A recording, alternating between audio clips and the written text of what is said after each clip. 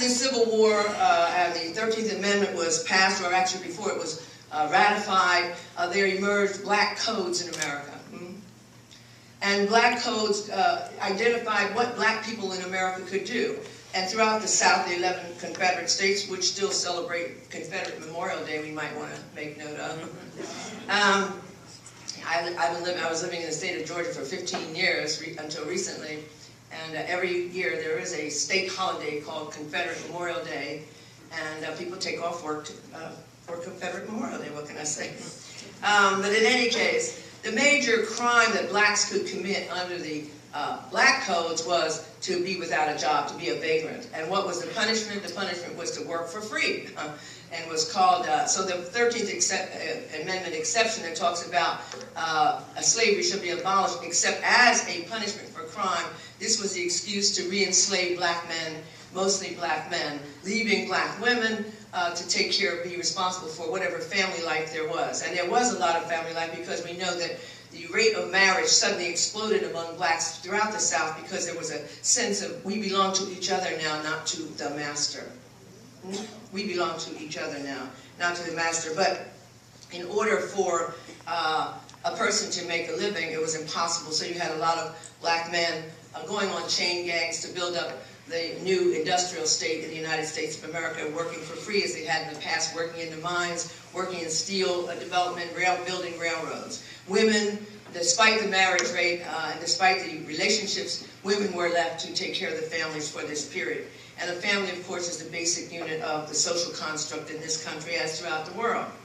And in this construct of family, the man is deemed the head of the household, but also responsible for providing and protecting. Very difficult for a black man to assume the role of head of the household to provide and protect when you could not get a job and you're busy working on the chain gang. Now, why is this important? Because we begin to see that the roles are a little bit different as to black people in America. And if we don't see that, then we start misapplying labels and terms, and then we don't know where to go or how to resolve some of the issues and problems we continue to face. Now, in this construct, this is a patriarchy.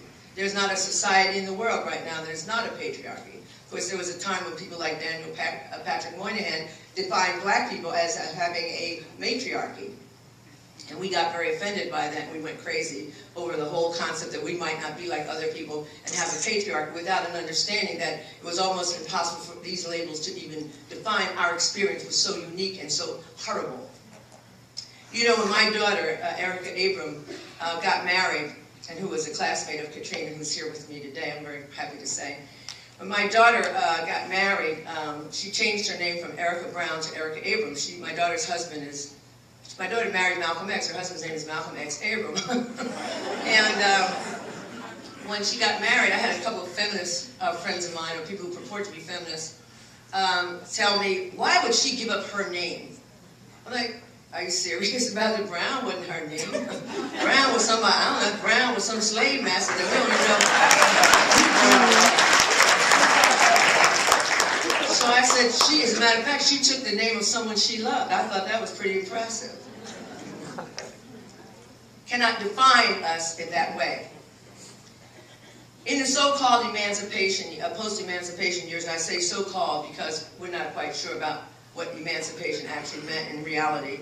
Let's say from 1865 to the beginning of the 20th century, 1900, it was almost difficult, if not impossible, for a black man to become the head of the family without a job. As a result, we had what? The Great Migration, the first Great Migration, coming up from the South, going into Detroit, heeding the call of Henry Ford, come on up and work for some cheap labor, build the first Ford manufacturing, the first car manufacturing. Black men walked from places like Birmingham, Alabama to Detroit. Walked so they could take care of their families. Walked into the first migration. Millions walked to try to find a job, anywhere. Shut out by all of the labor unions that were forcing based on race and the new immigrants who were coming in, who I'm not sure were legal, by the way. Second Great Migration arises, right, during World War II. Blacks walking to look for work, going to Oakland, California, heeding the call of Henry Kaiser to work on the docks of Oakland, get a job. After